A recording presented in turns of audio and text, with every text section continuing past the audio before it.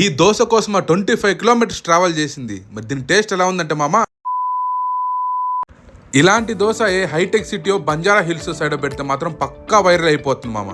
తెల్లాపూర్లో ఉన్న నంది కేఫ్కి అయితే వచ్చాం మామ. ఇక్కడ అంబియన్స్ చాలా బాగుంది. బయట సిట్టింగ్ ఉంది, లోపల కూడా సిట్టింగ్ ఉంది. వీళ్ళ స్పెషాలిటీ ఏంటంటే ఓన్గా ఫామ్ మెయింటైన్ చేస్తున్నారంట మామ 30 years నుంచి. అందుకే ప్యూర్ గీతో అయితే సర్వ్ చేస్తారంట అన్ని. ఇక్కడ వీళ్ళు ప్రతి ఐటెంలో గీ అయితే వేస్తున్నారు మామ. గీ స్మెల్ అయితే సూపర్గా ఉంది. అక్కడ నేను గీ ఉప్మా పెసరెట్ ఆర్డర్ ఇచ్చా మామ.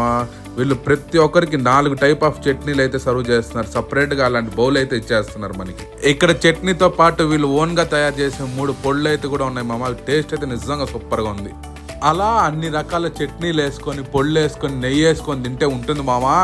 మరి దీని టేస్ట్ గురించి చెప్పాలంటే నోట్లో పెట్టుకోగానే కరిగిపోతుంది మామ. జంపర్ మే బంపర్. ఈ గీ కారం దోశలో గీ చూడండి మామ, ప్లేట్ అంతా గీ అయిపోయింది. నిజంగా ఇక్కడ స్పెషాలిటీ గీ అనిపిస్తుంది మామ.